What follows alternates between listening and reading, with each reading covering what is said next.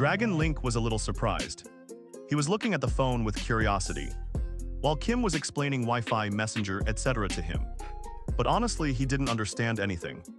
Kim realized that he was completely confused, so she decided to start with the basics.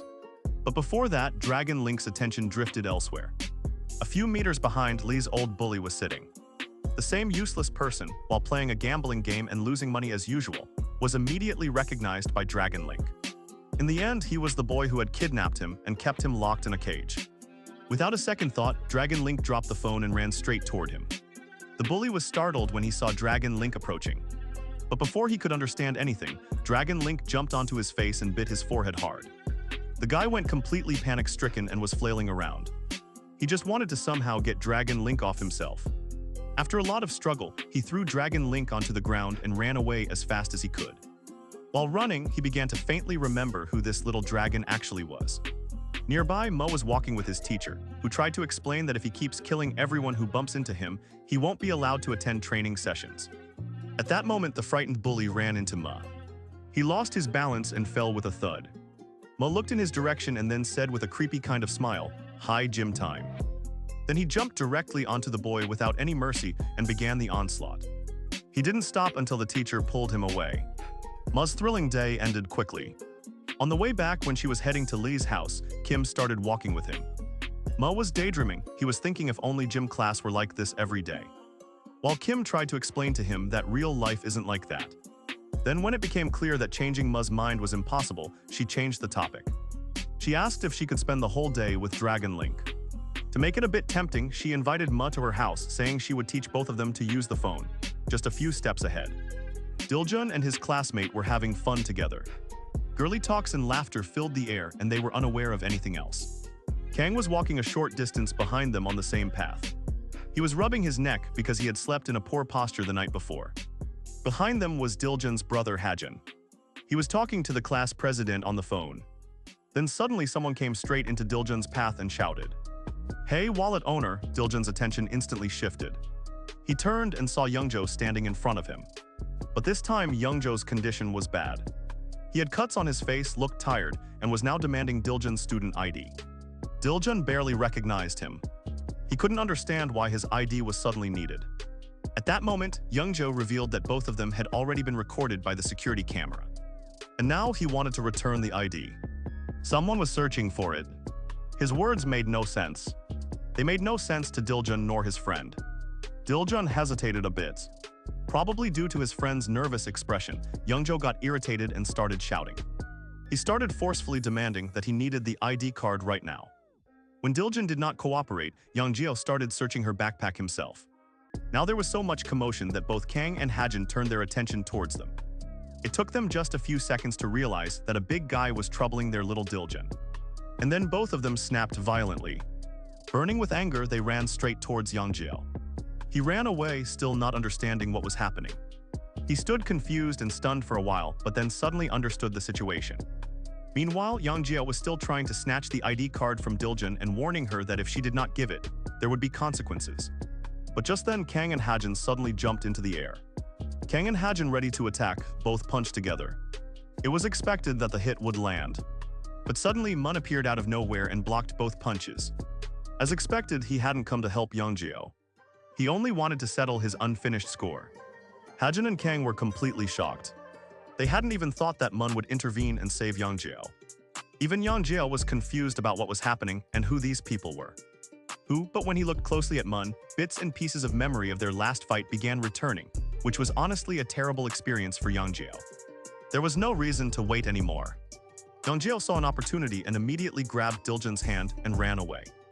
Surprisingly, he escaped and just stood there without reacting at all. Diljun was screaming, calling for help. But Hajin and Kang instantly reacted and ran after Youngjo. His mouth was once again twisted in confusion. He saw the two were pursuing Youngjo. He assumed that they also wanted to fight him. So he also started running, shouting, "I have the first claim to this fight." In a short while, Youngjo turned into a narrow alley. He hoped to escape from the three of them. But no luck, the three got past him. Whether intentionally or by mistake, Youngjo had now reached a spot where there was no escape route. Kang immediately recognized that place. He remembered right away that he had been there just a few days ago. This was the narrow valley where he and Mun had arrived for the first time. That was when Diljin was held captive. At that moment, Yeonjo threw Diljin forcefully onto his shoulder, and she fell with a thud, hitting the ground hard on her buttocks. At least now he wasn't being carried away. Then Yeonjo threw his backpack down and stood in a fighting stance. He directly presented this challenge to all three of them: come fight together. Mun moved forward and boldly announced that he would fight Yeonjo alone. Hajin gave him a sideways glance and then yelled angrily. He had only met Mun a few times and didn't even know his name. But one thing was clear: Mun was just fooling around. Frustrated, Hajin angrily asked why Mun had earlier intervened in their attacks and now was endangering his sister's life. It was only because he wanted a one-on-one fight with Yeonjo. Mun immediately understood that Hajin was extremely angry. But instead of apologizing, Mun challenged Hajin. After dealing with Yeonjo, he would fight him. At that moment, someone placed a hand on Mun's shoulder, and it was obviously Yeonjo. Noticing Mun was distracted, Yeonjo took full advantage. He didn't just place his hand, but also pressed down forcefully. A sharp pain surged through Mun's shoulder, and his entire body shuddered with the pain. He turned his head and found himself face to face with Yeonjo.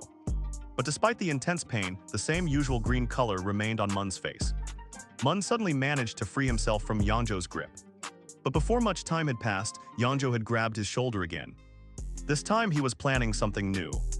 He placed his hand on Mun's shoulder, and then, holding his foot behind Mun, performed a quick leg sweep in a judo move. Mun spun through the air and crashed violently onto the ground. Yeonjo's heavy body bore down heavily on Mun's comparatively smaller frame. His face hit the ground with a loud thud. Shock and pain made his eyes widen. Meanwhile, Hajin suddenly took off, but not to help. Instead, he took advantage of the chaos. When Yeonjo was a bit distracted, Hajin grabbed Diljin's hand and ran in the opposite direction. In his mind, the most correct way to survive was this: avoiding a fight, especially when his sister's safety is at stake. Yeonjo saw everything, but he couldn't do anything, even if it meant that he wouldn't get Diljin's ID card. On the other side, Mu was surprisingly looking absolutely fine. The strange thing was that even after such a hard hit, he didn't feel any pain. He himself also has a mouth. He was left stunned. He felt that perhaps the hard training he did with his teacher had helped. His back muscles had become like a natural shield. Mu made a quick move, tightening his back muscles as much as possible, then releasing them abruptly, and just rose straight up from the ground without using his hands. Yeonjo was distracted by Hajin and Dojin, and suddenly went into shock when he saw that Mu had stood up again, as if nothing had happened. Before that, the fight started again, and Kang asked if Mu needed help dealing with Yeonjo, but Mu confidently declined, saying he had everything under control. But then Mu repeated the same mistake again. He lost focus for a second. Yeonjo tried to catch him off guard again, but this time Mu was ready. He was observing Yeonjo's movements and dodged in time. Yeonjo first targeted Mu's head, but when Mu also dodged him, Yeonjo changed his strategy. He grabbed the right arm of Mu and with the other hand grabbed his shirt. Then with his own strength, he lifted him again and slammed him to the ground, as if he didn't weigh anything at all. Mu didn't feel much pain. Now he began to believe that all this was an effect of his training. But one thing that he did not understand until the last moment was that every time he fell to the ground, his poor Dragon Link companion was like an airbag beneath him. He took all the impact himself without any complaint. Then suddenly, Mu saw Yeonjo's foot coming toward his face. Forgetting about Dragon Link for a moment, Mu immediately jumped to save himself. Now he stopped at a short distance away. His expression turned serious. Mu thought that Yeonjo deliberately targeted his cute assistant, and just that made him feel very bad. Without thinking much, as if he really cares about Dragon Link, Mu rained down punches on Yeonjo, one after another without giving him a chance to breathe. Mun was just trying to cover his face from Yeonjo, to avoid the punches. During this moment, Mun could only understand one thing: how Yeonjo could be so light yet so powerful. Yeonjo was constantly punching, shouting that it was revenge for Dragon Ling. But honestly, it seemed like he was enjoying the fight and just using Dragon Ling as an excuse. Then Mun realized that he needed to do something quickly. Otherwise, he would lose complete control. His last plan was to take advantage of his size. And then he ran towards Yeonjo, hoping to body slam him. The excited smile on Yeonjo's face suddenly vanished when he realized what was actually happening. At that moment, Yeonjo looked not like a human being, but like a massive rock rushing quickly towards him. Mun was trapped. There was neither space to retreat nor to escape. He made a decision within a second. He had to face it here, standing firm. He kept his legs as firmly as he could and started to face Youngjo directly. But no matter how hard Mun tried, the difference in their size and weight was enormous. Youngjo pushed him back with such force that Mun couldn't maintain his balance and fell far away. Yet surprisingly, Mun landed well near Kang without hurting himself, and even in a stylish way. Kang, who had been quietly observing the fight all the time, still hadn't moved forward. Considering Mouth's crazy personality, he asked again, "So it's certain you don't need help to get rid of this gorilla?" Mouth didn't give a direct answer. Instead, he grabbed the dragon Link's fang. He said, "Take good care of it." From the outside, he looked brave. But inside, he had no idea how he would defeat this monster. But that was his fire. The challenge alone made him feel alive. Suddenly, Mouth got an idea. He thought that if he slowly attacked Youngjo's weak spots, perhaps he could bring him down. One advantage of being small was that Mouth was very fast. And that became his strategy. Mouth quickly moved into Youngjo's blind spot and landed 2 solid punches on the back of his thigh. Youngjo turned around to defend himself, but Mouth was so fast that he jumped to the other side.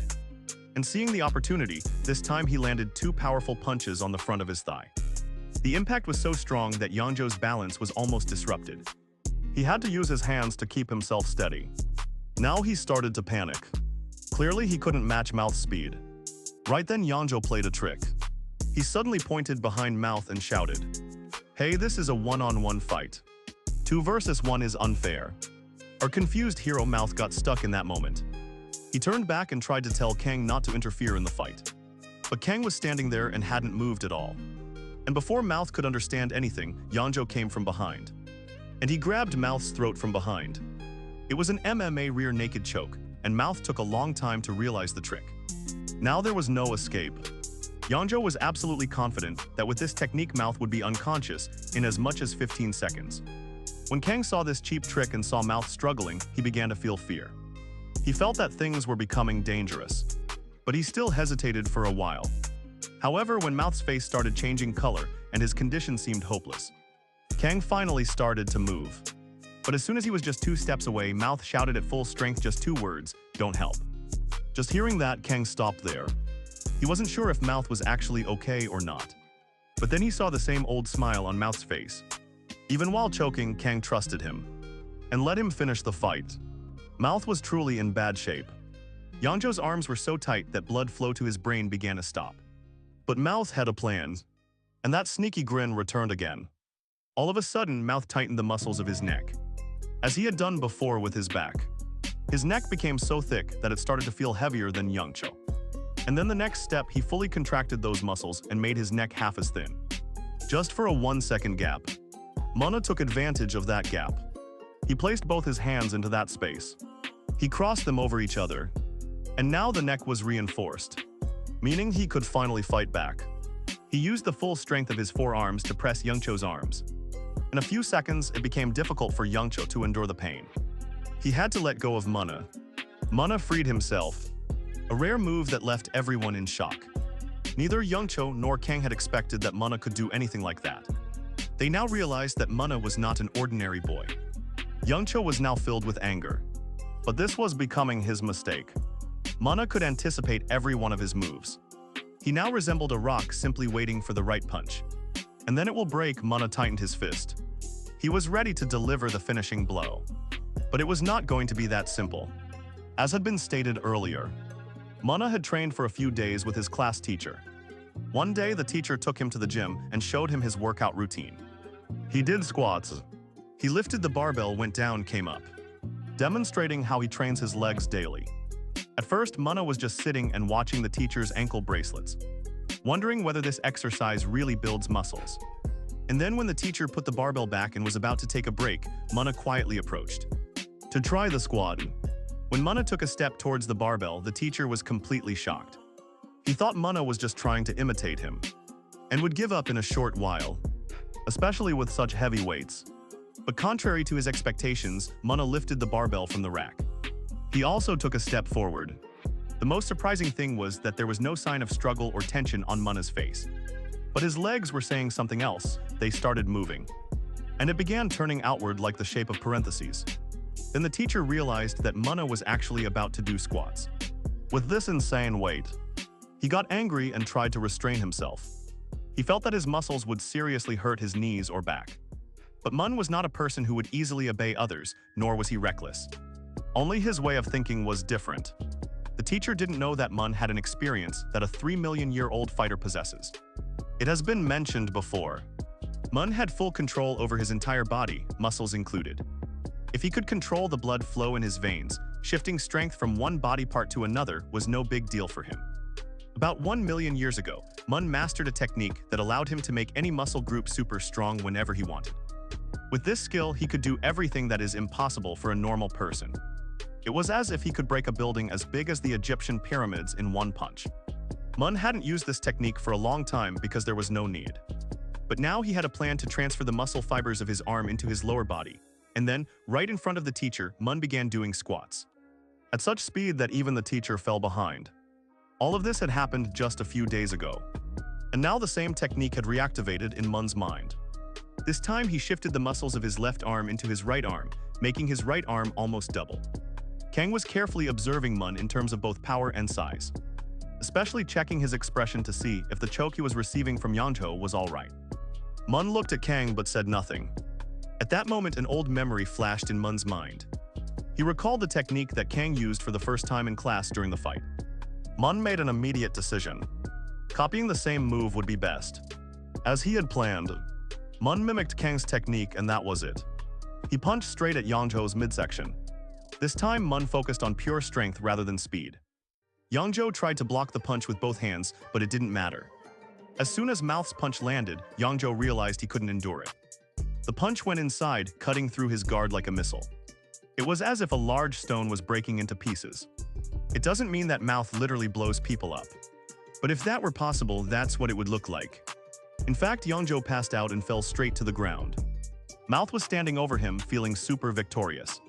He knocked down a man who was twice as heavy and bigger than him. But after just a few seconds, Mouth remembered that he had forgotten something important again. As he had done with the previous opponents. Mouth went to Yangzhou. He tore a piece of Yangzhou's ear and marked him as neutral. The fight had just officially ended, and Mouth had closed the chapter of one of Godari's biggest troublemakers. Some blocks away, Hajin and Diljun were heading home. Hajin thought that now was the right time. He wanted to ask his sister why that boy keeps repeatedly getting behind him and creates so many problems. Diljun knew how much her brother loved her, so she apologized for pulling him back into all this again. Then she began to tell the whole truth. From that day when Chiel saved her from falling and her wallet fell while running away.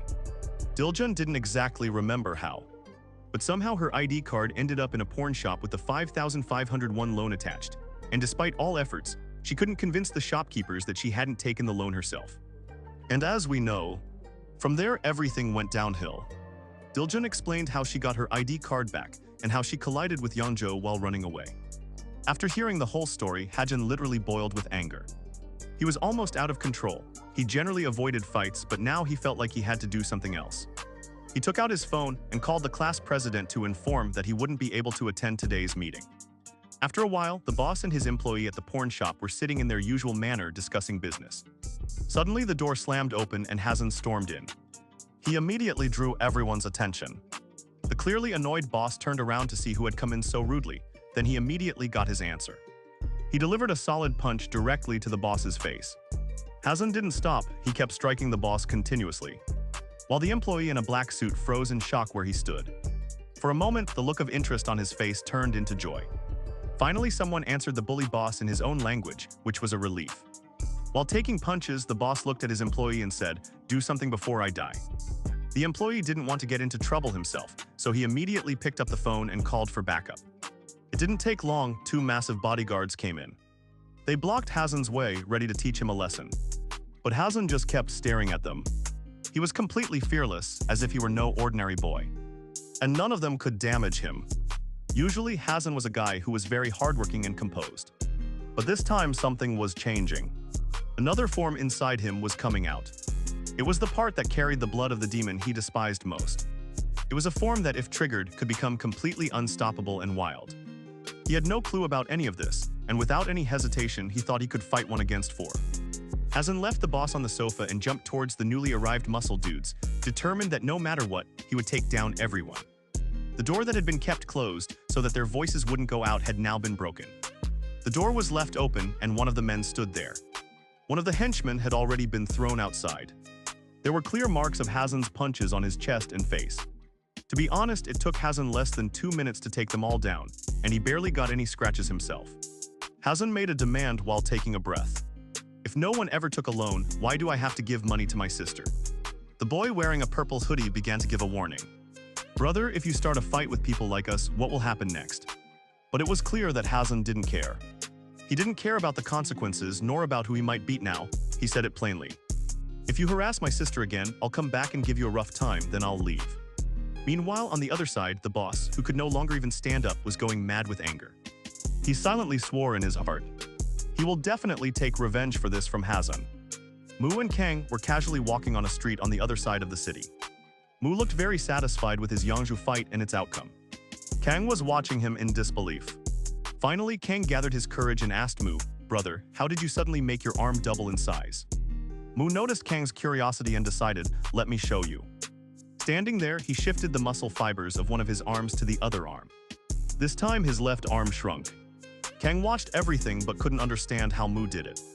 He tried it himself, but his muscles awkwardly twitched. Mu burst into laughter and started explaining to Kang. "Brother, if you want to learn this trick, then learn to communicate with the boss. Every boss is not the same. Everyone has their own language. Learn to listen." He clarified it further verbally. If you understand what each boss wants, and can bring everyone together to work as one, you can do anything. This is a bit like those stubborn workers. The boss is the one who knows how to speak. Kang's confusion has further increased. He started trying to talk to his muscles. I was completely unaware that it took me hundreds of years to master this. Then the dragon Link sitting on the side shouted, "Why aren't you teaching your secret technique to a male?" I just shrugged and said, if Kang really learns this and becomes strong, it'll be a whole different kind of fun. And besides, I now need opponents who can help me upgrade. And the biggest thing is, I knew that I now have to reach that level. Where would he stand in front of Lucifer? Whenever the time comes.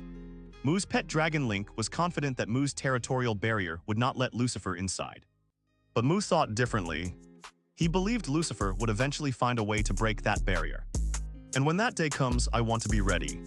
So Mu announced, from now on he will train even more intensely. The scene cuts. A few hours later, the purple hoodie-wearing boy was summoned to meet his real boss. That boss was the main king of the entire area and also his uncle. The boy started complaining.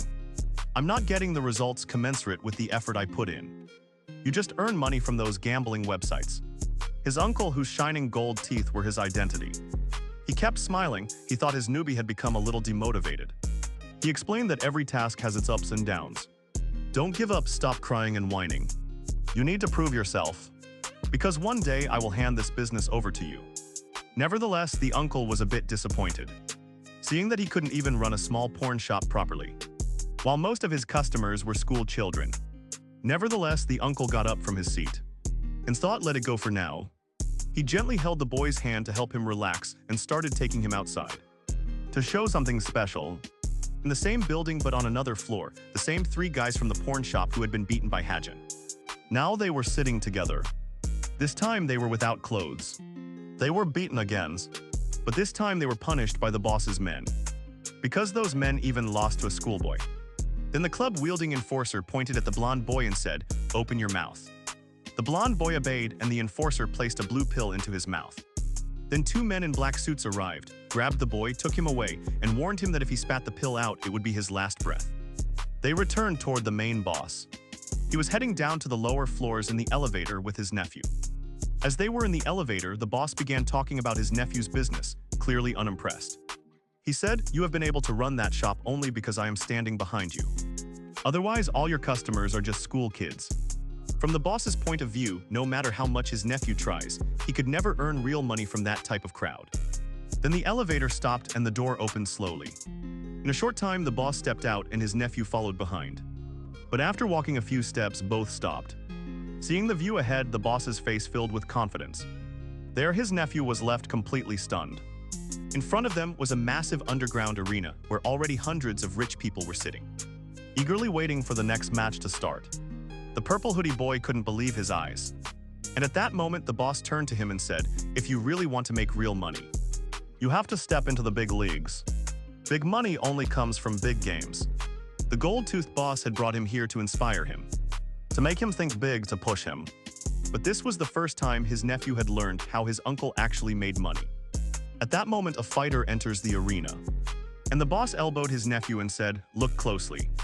That person didn't look normal at all. Purple veins had surfaced on his neck and body. And within just a second, the nephew recognized him. That was the very blonde boy. He had been working in the porn shop only a few hours earlier. He was the same one who had been forced to swallow that blue pill. Now the boy was even more shocked. He couldn't understand what had happened to the boy. He began to think that perhaps he had been too careless and never paid attention. Within a few moments, both fighters had arrived in the ring. The fight began, and the blonde boy ran towards his opponent at lightning speed. He grabbed the opponent's arm with one hand and punched with the other. The opponent was ready. He had kept his guard up. He thought he would block it. But as soon as the punch landed, he instantly realized he was in great danger. The sheer force of the punch shattered every bone in its path. Before he could react, another punch came and crushed his face and skull in less than a second. Despite absorbing the punch's power, the blonde boy remained fully conscious and enjoyed his crazy strength. The boss and his nephew were watching this one-sided fight from the VIP section. Then the boss took out that same blue pill and showed it to nephew.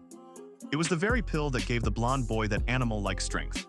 He said, "This is it, just the power of a single pill." From this, he decides who will win and earn millions from betting. Nephew kept looking at the small pill. The fear was clear on his face. He still couldn't believe that something so small could have such a big effect. Down in the ring, the fighter was literally throwing his opponent into the mud and was completely absorbed in the battle. A few days later in the gym, Manhwa was completing his daily workout routine. He was finishing with his favorite exercise, squats. After the last set, he racked the barbell and stepped back. Now his whole body looked visibly larger. Veins were popping as if he were a pro bodybuilder.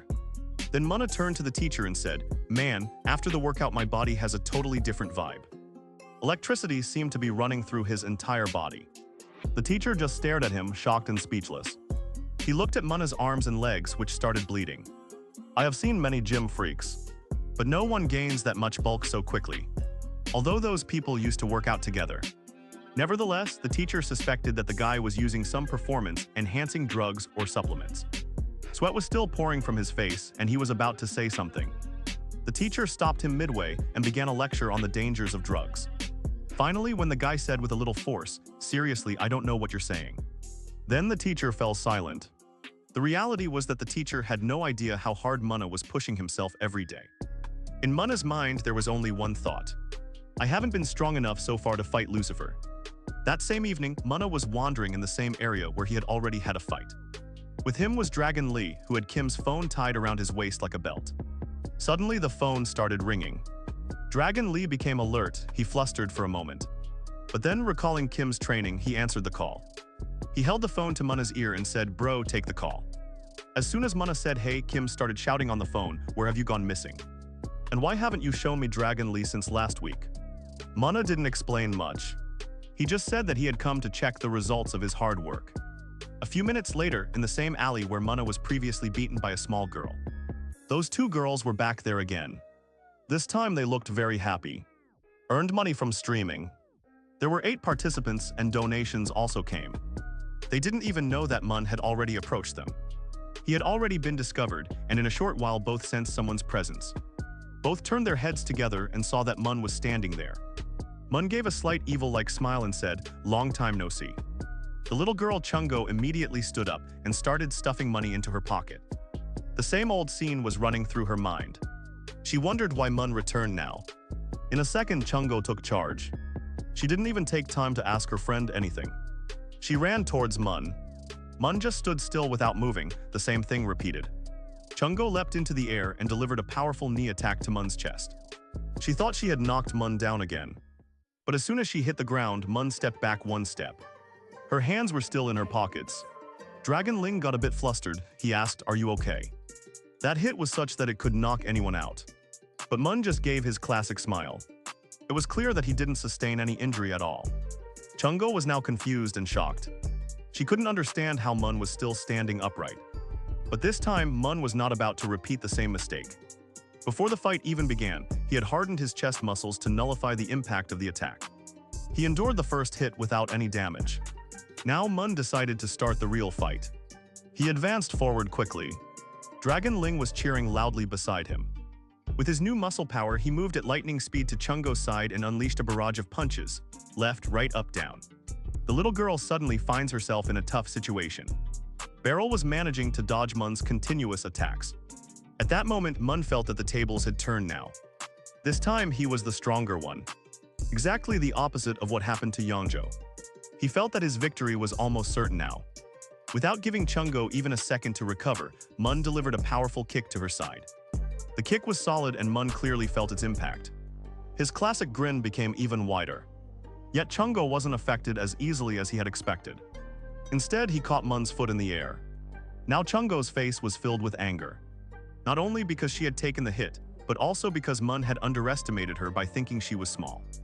He struck Mun's knee with a powerful elbow strike right on the correct spot. It was Mun's weak point and Chungo hit it exactly there. After that, Chungo released Mun's foot and stepped back. She saw that Mun was struggling to maintain his balance. But he didn't fall, which clearly showed he wasn't the same as before. Now Chungo also realized she had to use her full strength. Mun was still paying attention to his knee, and taking advantage of that distraction, Chungo attacked him. First, she delivered a sharp horizontal elbow strike to his jaw. Then she delivered an upward elbow at the same spot, and finally, with full force, spun and landed a spinning elbow to his side. Dragon Ling was scared again. He began to worry about his master's safety. But Chungo's confidence wavered when she realized that Mun should have been down by now. Yet he was still standing. Mun's sly smile had returned, and Chungo couldn't comprehend how he had endured it all. The truth was that Mun had tensed his muscles at the exact right moment to minimize the impact of the strikes. Mun seized him by the collar as soon as his attention wavered. Just as Yongjo had done. Mun knocked him to the ground and then advanced to punch his face. But Chungo dodged him at the right time. Just like that day when Mun had avoided Yongjo's punch. Mun didn't want to give him another chance. He shifted the muscle strength of his upper body and neck to his lower body, especially to his legs and hips so he could move super fast. And as soon as he reached Chungo, he immediately performed an opposite move. He transferred all his strength back to his upper body and body slammed Chungo with full force. The impact was so powerful that Chungo was thrown several meters back and collided with Kwak Jan, who was a Taekwondo girl. Now Dozian, seeing her friend's condition, truly became worried and jumped into the fight without thinking. Muk, without pausing, started raining kicks with his long legs. Exactly the way it was done before. Muk blocked most of the kicks and soon realized that if he wanted to win this fight, he would have to close the distance with Dozian. So he will have to close the distance with Dozian. He filled his legs with power and jumped forward. So fast that Dozian got shocked and couldn't dodge. Muk, without hesitation, swung a punch straight at her face. Not thinking that she was a girl. He wanted to finish her right there. But just before the punch could land, Chungo stepped in and struck Muk's face with a forceful elbow. The elbow seemed to carve a fresh hole in Muk's face, yet he didn't retreat. He attempted to grab Chungo's small head instead. He was contemplating some dirty trick. But this time Dozian was ready. She landed a solid kick on Muk's face and stopped him right there. Now both girls realized that individually they cannot beat Muk.